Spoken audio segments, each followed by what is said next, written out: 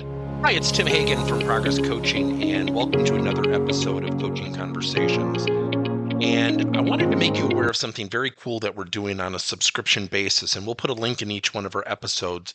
But every Wednesday, we're going to be doing what we call an audio podcast workshop. That workshop will be roughly about 14 to maybe 20 minutes per episode, with each month having a theme from a coaching model, using feedback strategically, to coaching self-awareness, and so on. So if you could look in the body or in the content description of each episode, and you will see a link where you can join this subscription. These are literally 4 workshops every month teaching specific strategies to address a particular area of workplace coaching as it relates, again, to things like awareness, motivation, teamwork, and what have you. Here's the cool thing. It's only $10 per month, and each month you will get a handout that we will follow along with. So we also give you a tool for you to take notes as we go through each episode. We hope you'll check it out. When we coach people who have a negative attitude, I think one of the biggest things that a lot of times we don't realize in ourselves, and I think everybody goes through this, is the use of body language that demonstrates either a positive or negative attitude.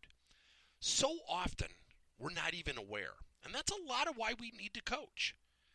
So often when we go up to somebody who's folding their arms or they're frowning, what do? We typically put them back on their heels. We talk about you need to quit folding your arms. You got to have a better attitude. Stand up straight.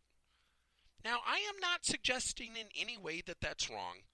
What I'd like to do is suggest that you use a little humor. Go up to somebody who's maybe frowning or folding their arms, and maybe they're within earshot or distance of people who might perceive them in an awkward way, and go up to them and whisper and say, "Wow, what's wrong?" And that person might look at you and say, "What do you mean?" "Oh, I'm sorry. You just look like you're really upset." "What do you mean? I'm not upset." "Oh, your arms are folded. Your knuckles look white. Forgive me. You just look so tensed up. I am so sorry. I owe you an apology." Now that's called throwing yourself on the sword.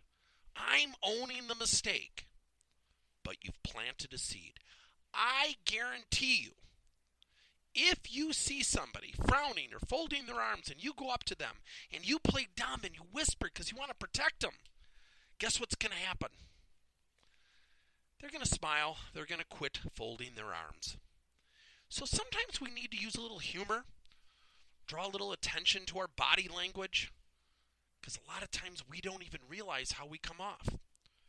I always share with people perception versus intent. Just because we don't feel negative doesn't mean we don't look negative. Just because we don't mean to be aggressive doesn't mean we don't come off aggressive. That's the battle of perception versus intent. So if you have people that you're coaching that interact with other people, whether internal or external customers, watch for body language. Look at the perceptions. And if you're uncomfortable with those conversations, approach those people with a little bit of humor and say, "Man, are you all right?" Because you're also protecting them. You're also drawing attention, but you're owning why by saying, "Oh, I've made a terrible mistake. I'm sorry. You just look like something was bothering you. I was just concerned. I'm really sorry." And they'll love you for it. Thank you for listening to another episode of Coaching Conversations by Tim Hagen and Progress Coaching. Now, our company is always coming out with new and innovative solutions to help leaders coach their employees. And recently, we just created a new service called Coach to You, where leaders can pick and choose topics and assign 7 to 21-day programs for employees to learn and, more importantly, apply actions and then reflect and share what they're going to do going forward as a result of the learning. It's called Coach to You. We're literally bringing coaching to your employees. If you're intrigued, we'll have a link in each one of our episodes where you can get more information. And again, thank you so much for listening to another episode.